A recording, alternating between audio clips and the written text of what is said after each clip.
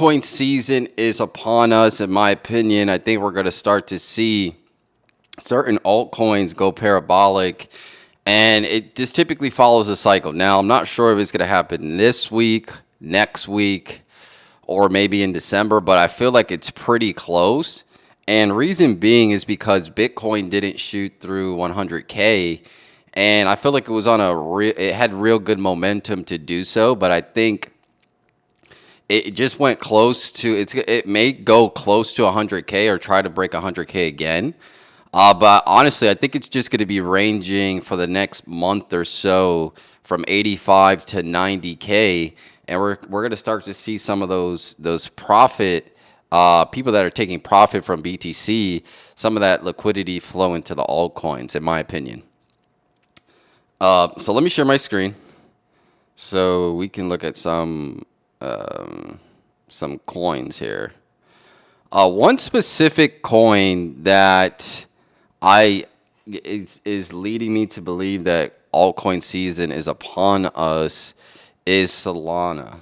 Right, we're starting to see a lot of liquidity flow into Solana, and just last night, I mean, we saw Solana go from 217 all the way to 233, and a lot of people are predicting that Solana is gonna flip Ethereum this cycle. I don't think that's gonna happen, and the reason being is because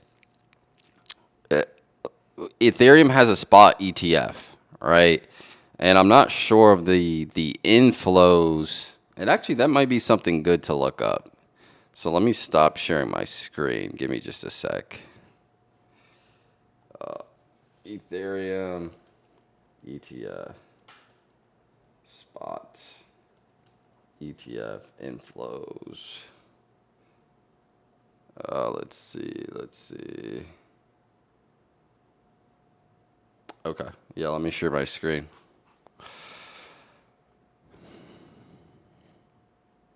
All right, so it looks like these are the spot ETFs for Ethereum. So we have Grayscale, and it looks like Grayscale has 2 Ethereum ETFs. I'm not sure what the reason is for that.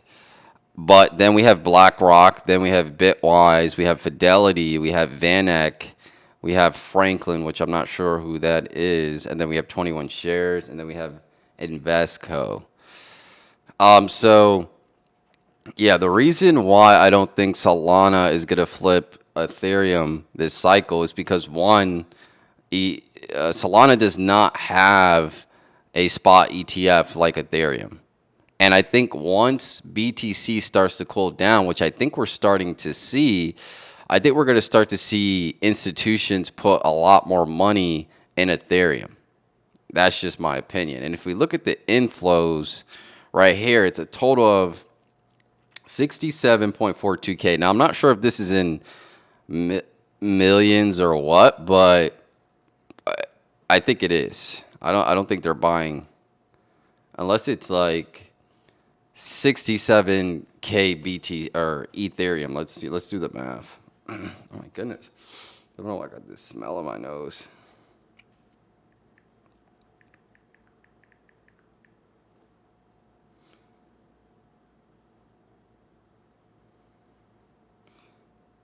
All right. Let's see. So let's say if it's 64 or 67.42 Ethereum, 67.42 Ethereum times 3,000. Oh, my bad. 67,400 Ethereum times 3,000. Okay, so it's about 200 million. That makes sense. So if the total is at the end, if we look at the end here, the total is the amount of Ethereum. That's a total of 200 million Ethereum.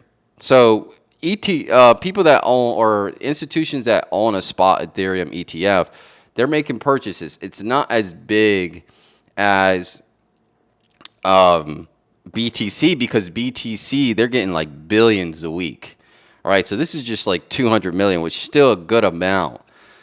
And I think the reason why is because institutions are more prone to are more excited about the cap that BTC has, right? BTC only has 21 million in circulation, right? They only have 21 million. I don't think the Ethereum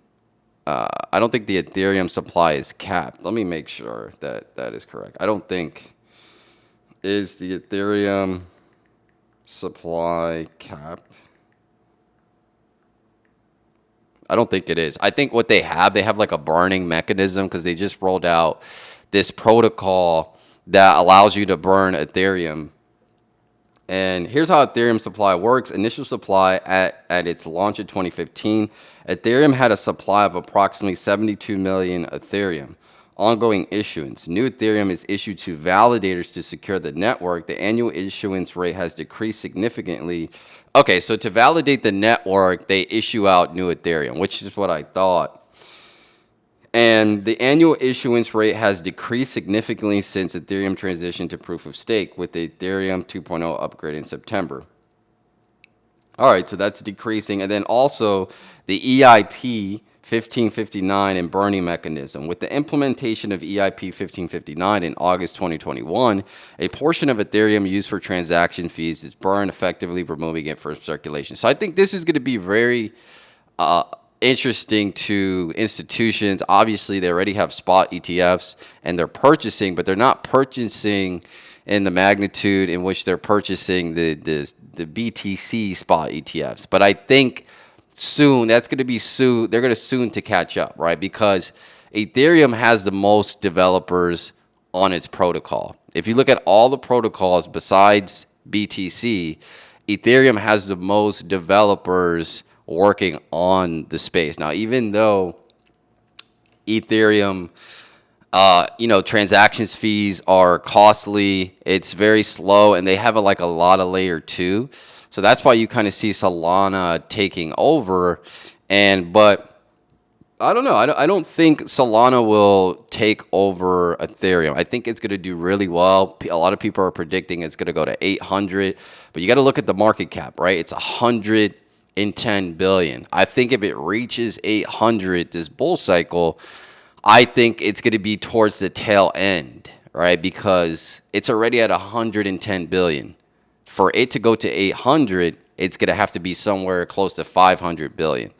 And that's a lot of money to just put in Solana. So Solana for me is going to be a slow grower, but I think it will get to that 700, 800 mark by the end of this bull cycle. It may shoot up in the next, because if we look at the chart, if we go out and we look at the chart, I mean, it's about to break, right? I mean, it's about to break this heavy, what is it? 2-3 year resistance at 233. If it breaks that, I think right there, it's kind of price discovery mode where there's no resistance ahead and we're in a full-fledged bull market. So it could take it to 350, 400. We'll probably see it retrace a little bit. And yeah, but I don't think it just shoots to 800 that easy. Now, what else I think is going to be shooting up pretty nicely is anything that has to do with AI. Now, specifically the ones in the top 100. So something like a NEAR protocol. If you guys didn't see, the CEO of NEAR was on the NVIDIA's. NVIDIA did some type of presentation, and they brought the founder of NEAR protocol. So that's very bullish. I think NEAR is going to do really well. I think ICP. I haven't looked at this one much, but I think this one's going to do pretty well too. A lot of influencers on YouTube are talking about it. But again, I'm not invested in any of these. This is not financial advice, so I'm just stating what I think is going to do well, right? And then also one big one is Render. Now Render, I think Render is going to do really well just because it's in that GPU. But the thing about Render, it's kind of centralized. So what people are looking for is decentralized solutions, and Render is pretty centralized, right? But it came out first, so it has that like first mover advantage. And then you have BitTensor, which I think that one's going to do good. A lot of people are talking about that. And basically, it's like different subnets that they have in its protocol that people that run AI chatbots and AI generative stuff, they can do that and they can source out work to different people. So it's almost like a marketplace for GPU power and stuff like that. So I think BitTensor would do good. A lot of people are calling for it to go to like 4,000. I'm not sure. The thing about BitTensor though that is, in my opinion, not the best. It's the marketplaces. Well, I can't say that. I didn't know they were on Binance. But again, I'm not sure if they're on Binance US, like Binance US, or just regular Binance. But it's not on Coinbase. And once retail comes in, they're going to start going to Coinbase to look for the most popular coins. Now, the fact that it's on Binance, I think it's good, right? If you look at the volume here, 43 million, that's pretty high. So I think this one, if you definitely have, I'm not sure if it's on the US one, but because they restrict the crypto assets that they put on the US. And remind you, Binance, if you don't have the US version, you can't trade on it. So I'm curious to see if Coinbase is going to list BitTensor Tau. Because if they do, it would be very bullish, right? And I'm not sure. I think you could buy Wrap Tau on Coinbase, but I'm not sure because I'm not invested in that one either. But I am invested in something similar. I'm not going to say which coin I'm invested in, but it's something similar to Render. Now, if you're familiar with the space, there's a lot of other coins that provide GPU power to people in a decentralized way, and I think that's going to be a very big play, in my opinion, for the crypto space. Another coin that has been moving, that has been convincing me that altcoin season is around the corner, is Sui, right? And some background on Sui. Sui's a layer 1, so similar to Ethereum, similar to Solana, similar to Avalanche, things like that. It's a layer 1, and the founders used to work for the Libra project for Facebook, right? And kind of like a competitor to this is Aptos. So there's like Aptos and Sui. And this one just has been running. What they're saying is this could potentially be the next Solana, right? Because it's kind of moving like Solana. If we go back to the Solana chart, last bull market here, this is kind of what Sui's doing right here. And Solana went from 26 all the way to 179, right? So if we go back to the Sui chart, it's doing that same breakout, right? And it has the influencers behind it. If you go on YouTube, BitBoy is talking about it. Other people are talking about it. So, but for me, is it too late to get in it? It already has a $10 billion market cap. Maybe it gets to 100 billion, and that's a 10x from here. I think the top 10 to top 20 coins, they still have 10x potential, and I think we're at the very beginning stages of this altcoin season. Right? I think it's going to be crazy, and I don't think everything's going to pump at once. And that's kind of the opportunity here. Everything doesn't pump at once. So if you're in the narrative that pumps up first, you could people are going to be trying to go into that and trying to make some money, right? They're going to try to make some money, and if you're in it first, you can then move your money to the next narrative that's going to pop.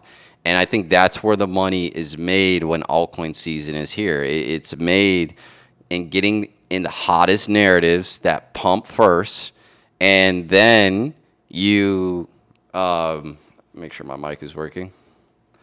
And then you basically move on to the next narrative. And to be honest, you don't really need to time all the narratives.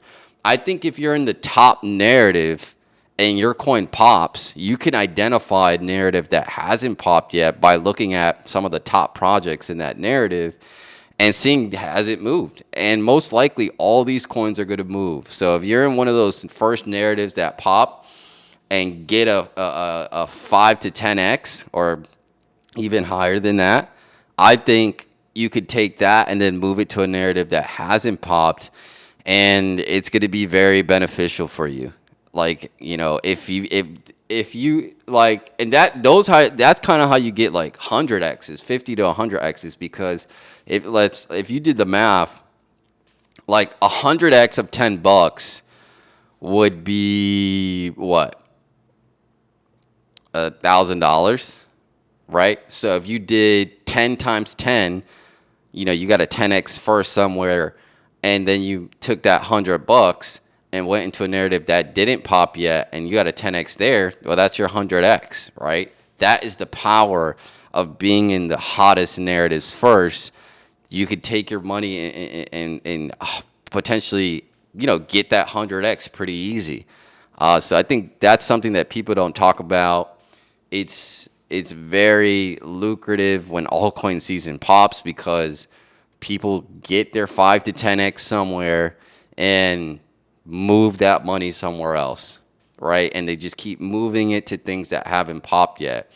And I think that's where the money is made in altcoin season. And the beautiful part is that it's only a 3-4 month window. After that, it's pretty much, that's it, right? Like, you get your, like, even if you got a 5x and then another 5x, I mean, that's, you know, that's a 25x. If you got a 5x and then a 10x, that's a 50x. So it's very easy to multiply your money during this time period. It's very bullish. That's why people get so excited for altcoin season, right? Now, do I think BTC is going to slow down? I'm not sure. It's slowing down right now. If we look at the chart, right, it's about to break that 90K. And you got to remember, we went from 56,000 all the way to 90,000. That's literally 100x. So much liquidity. I mean, the market cap for BTC right now is 1.79 billion, and I don't think it's going to.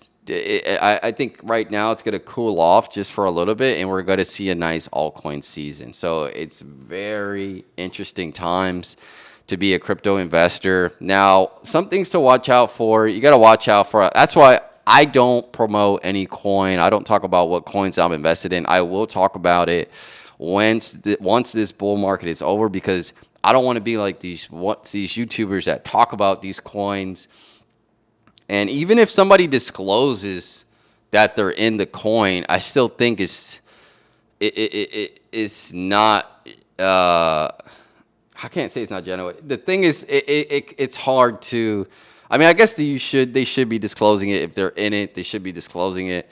I know some people do that. I think that's at least that's fair to say, hey, I'm in this coin, I'm looking to make money and blah, blah, blah. But, you know, for me, I see a lot of people saying, oh, it's not the right time to get into altcoins. It's not the right time to get into altcoins. You got to wait until BTC dominance goes down. Well, that's too late, right? You need to be, a lot of these coins are pumping already. A lot of these altcoins are pumping, and now you're late. You're essentially late to the party. So my thing is, you should have already done the research. You should have been in these coins back at the beginning of the year. It's not enough to just get in now, right? You have to have the mindset going into the crypto bull market with your conviction plays and be able to take profit very easily, right? You shouldn't be jumping from you should be jumping from one coin to another if you're in the hottest narrative, but not because you're chasing pumps. If you're chasing pumps, you're not going to make money, right? You should already be in the play before it pumps, and then, right? Because once it starts pumping, people are going to start taking notice, and then they're going to start piling in.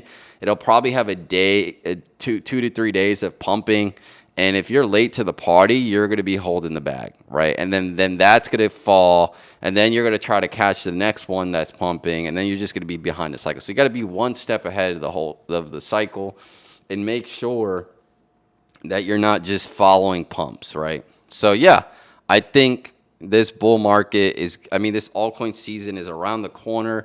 Very exciting times, very lucrative times if you know what you're doing, but it can also be a time where you lose money because you're trying to try. I don't think you can lose all during a bull market, but you're not going to get the most gains, in my opinion. Yeah, like you're not going to get the most gains, and sometimes you end up holding the bag until the bull market is over, and then you got to wait the 3-4 year cycle again. So yeah, altcoin season is around the corner.